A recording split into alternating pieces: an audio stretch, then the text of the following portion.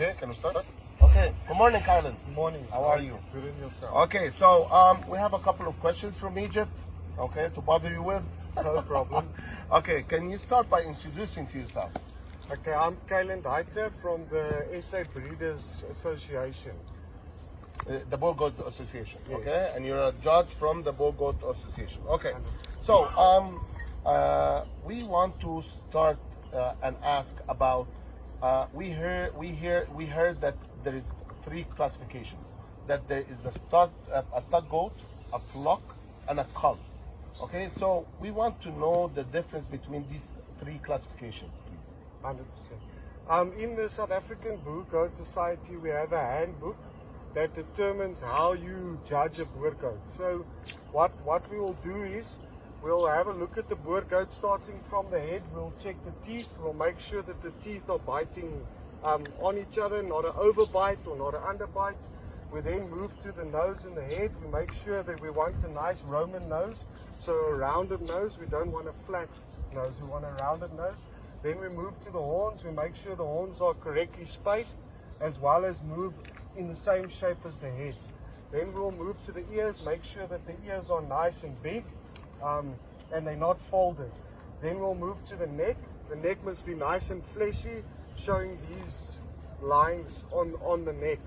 This determines if the male is manly or not manly. So this is a very nice example of a manly Boer goat. It's got good characteristics as a man should have. It looks robust. It doesn't look like a female. Then we move over to the shoulders. We make sure that the shoulders are correctly spaced and also wide over the front portion of the goat. Then we look at the length of the goat, meaning from here to there, and we check the depth, making sure that it's got a good depth. This all determines your meat capacity of the goat, as well as the spacing over the hind quarter, that we get a good spacing, a broad spacing, fleshy hind quarter. This is the most important piece of meat on the Boer goat, so we emphasize on this.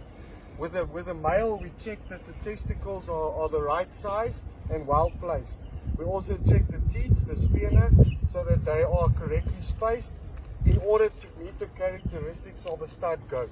So depending on the goat itself, if there might be a color that will be on the goat, as well as horns that might not be correctly spaced.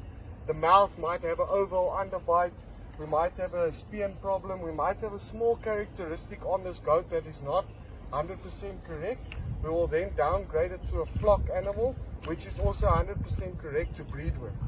Once it's got a problem that we're really not happy with and it's not according to our breeding standards, we will then move it down to a cull, meaning that it must be slaughtered. Now, this animal, as you can see, it's got a plate in its ear, so it's registered with the South African Breeders Association of Boer Goats. It's registered with them. This can also be confirmed with them by yourself. Mm-hmm. Okay, so this silver plate means that is a stud. It's a stud. Okay, animal. so there's a difference between the ear tag and the silver plate, right? 100%. Okay, so when he gets the silver plate, meaning he's a stud. Stud animal. And the flock is undergrade, but it also has a pedigree and is full blood, right? 100%. And only the cull goats, which are to be slaughtered. Yes. Okay, and these goats doesn't have any pedigree. Right. Okay, so what I understood when I came here to South Africa, that there is 2 organizations, okay? The South Africa Boer Goat Association and the SA Stud Book. Can I know what's the difference between both of them? Because what I heard that the South African Boer Goat Association is the only goat association, or the Boer Goat Association, that approves the pedigrees. So they are the ones that approve the pedigrees, and the stud book is SA Stud Book is the one that issues the pedigrees. So 100%. yeah. So the Breeders Association, the South African Breeders Association of Boer Goats, is the association that will class the goat. They're the only people that can determine if it's stud, flock, or cull. Then Stamboek is its own institution. It's a third-party institution that keeps the record of the animal. So meaning its mother and its father and generations. So Stamboek is only a registration platform of pedigrees. the only people that may say what animal is of good quality, or let's say stud, flock or cull, will only be the South African Boer Goat Association. Will only be them that can determine that. Okay, now I understand.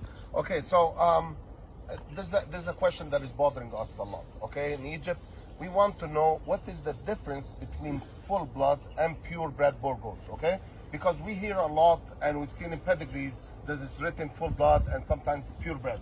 So we want to understand what is the difference between full blood and purebred here in South Africa. Okay, in South Africa, the Boer goat is indigenous to our country, meaning that it originates from South Africa. So once you get pedigrees and full blood, our animals in South Africa are full blood. Abroad, unfortunately, they want these goats for their meat capacity. So it's a very good meat capacity goat. So internationally, they would buy either our semen, embryos, or they would buy the goats directly from us, depending on the border restrictions. Then they would take that Boer goat and put it with their indigenous goat. And then it would become a percentage Boer goat. Okay. After that, you would move to furthering that by putting that 25% kit with another Boer goat and another Boer goat, eventually getting a purebred So you go to F1, F2, F3, and yes, okay. all those things. Okay. These goats are already full-blooded in South Africa because they originate from here. We only breed with Boer goats. We don't take a Boer goat and put it on any other goat. Okay. It's only Boer goat on Boer goats created here, so it's full-blooded animals.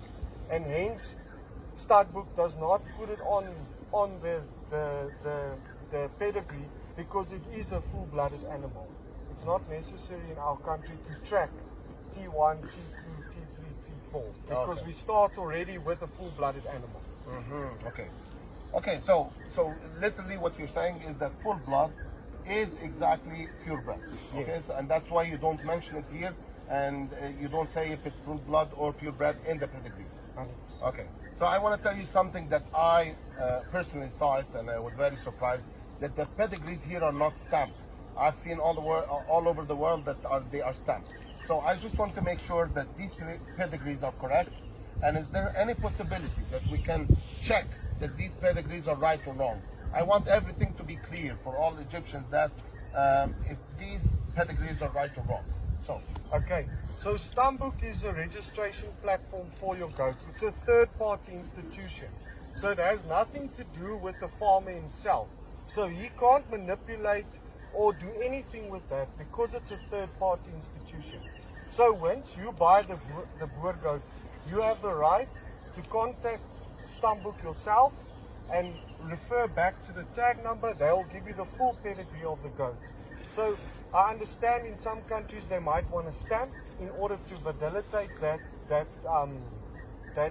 pedigree. Yeah. But in this country, you can contact a third institution, which is a privately owned institution that you can contact and confirm this with, which the farmer in South Africa has no control over. So it can't be manipulated. okay, so in other words, if I buy a Boer goat, I can just contact SA stud book and ask them if this pedigree, so this pedigree number is exactly with the ear tag number, right?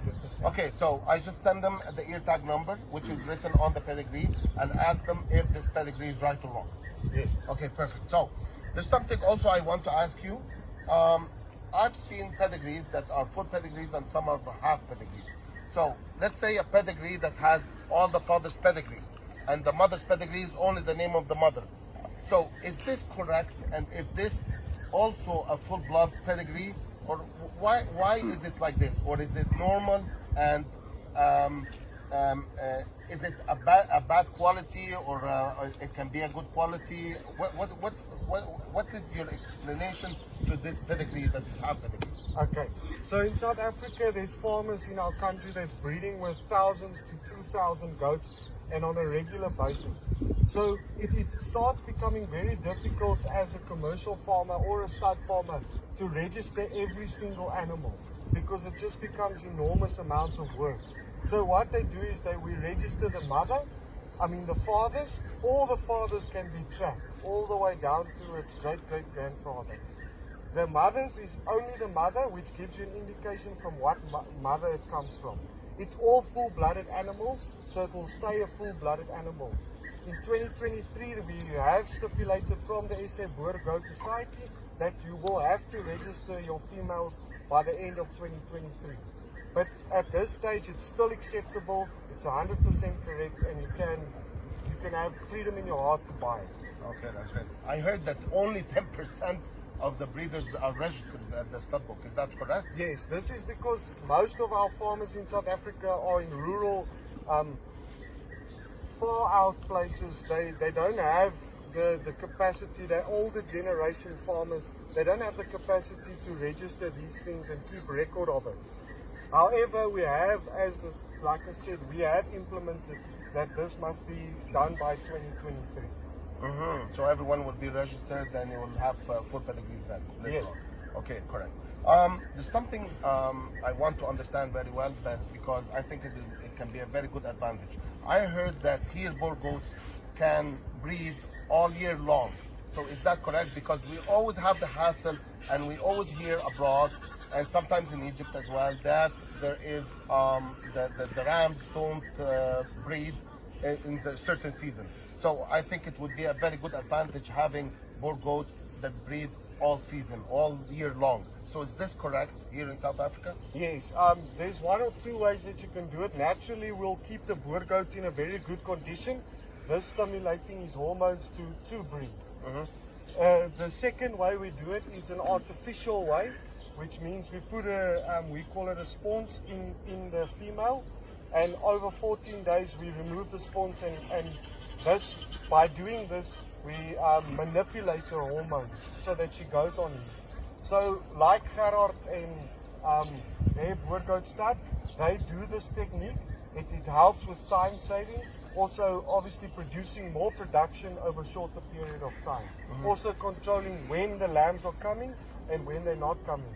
So if you have, example, a religious event that might be coming up, you can backdate that event and then make sure that your females are pregnant on a certain time, the lambs are born, they fed to a certain time, and you can sell them on that religious event. That's great. So, but in other words, they can breed all year long. Yes. Is that correct? Yes. Okay, that's perfect. Something else, I was asking about the teeth of the female. So we always hear in Egypt that they need to have, as Boer specs, 4 teeth. Is that correct, or it's not correct? No. There's for stud, there's certain characteristics, and then flock certain characteristics, and then coal as well. Yeah. So a stud animal must have either 2, 1, Yes. or they can have 2 and 2, but they must be separated, so it can't be joined together. Okay. Then if they join together, you'll get a flock animal. If there's more than 3 teeth on one side, and all 3 are producing milk, that can produce milk, then it will become a cow. Okay. So it can have 4 teeth. Preferably, me as a farmer, I would more like 4 teeth, or two, at least 2 and 1, because they have the tendency to breed twins and triplets and quads. So once you get triplets and quads, if you don't have enough teeth, you're going to sit with a problem. But it's not in the Boer Goat Association specs that it needs to have 4 teeth. No. No, it's not specifically 4. Okay, so if I have 1 and 1, it's correct. 100% correct. Okay, that's great. Okay, I've seen that it's a great, I mean, it's very important for you, the exporting phase. So in South Africa, that you export to any country is very important for you. So I want to know, what are the measures that you take in order that you export good quality? Okay. No farmer or any institution in South Africa can export any animal outside of our country without the protection of the SA Boer Goat Society. So one of the judges from the SA Boer Goat Society has to go through each and every goat, make sure that it's of top quality, make sure that it meets the standards, and then it will only be exported. Because these are our animals, we take it very to heart that they are of top quality. We don't want to send anything outside of South Africa that's not of top quality. Otherwise, we're going to have a bad name in the market, which Yeah. is something we're protecting, and that's why the SA Boer Goat Association is there. And that's why you have to check them before they get exported, right? 100%, we have to. Okay. I thank you very much, Kylan. I know you have always a tight time and it was very difficult bringing you here. Just one last question. You have checked all the Boer goats that are to be exported to Egypt, right? Yes. So I want you to tell me frankly, what do you think of the quality that is to be exported from grayling Boer goats? This is 100% top quality Boer Goat animals. I can really say with freedom in my heart, I'm happy that these things go to you guys in Egypt, and I hope you all the success in the world. I'm sure you're going to do very well with the animals you purchase from grayling bulldogs. I see a very good potential in Egypt in terms of, because we are meat eaters, so I believe that we have a great potential in Egypt for Boer goats. So do you think these goats that will be exported to Egypt will be an added value? It will definitely be an added value. Like I said, they have the tendency to give twins, triplets and quads. This meaning getting more bulk out of one female. Plus, this is the best meat goat in the world. It's the best meat goat that you can get in the world. So it will definitely help you with meat eating. That's great. And it tastes good? 100%. Thank you very much, Kylan. Thanks a lot. Okay. So I was going to ask you a question. Kylan, at what age can you plate them stud? How does it work? Okay, one, we may only in South Africa plate or give him a silver tag on the age of 2 teeth. Before that, we don't put tags in for the fact that while the goat's still growing, we can't 100% say where it's going to land up at 2 teeth. So we rather say, if it's a nice animal but not yet 2 teeth, we'll say it's a potential stud. Okay. Meaning it's of good, very good quality, but we're just waiting for the 2 teeth to come out, and then we can say for surety it must be a stud animal. And I heard that the pricing has nothing to do with flock and stud. I mean, there's plenty of stud of flock goats that are more expensive than normal stud goats. Is that correct? 100%. You get small things, color, teeth problem that might be 2 teeth, but they might be joined. But the structural build of the animal is 100% correct. Meaning that it could be even better than a stud animal. But because it might have a color, which we don't want, as well as teeth problems or small things that might class it down to a flock animal. But it's not something to be worried about. The quality is still 100% correct. Perfect. Thank you very much, Kylan. Thanks a lot. Okay, bye-bye.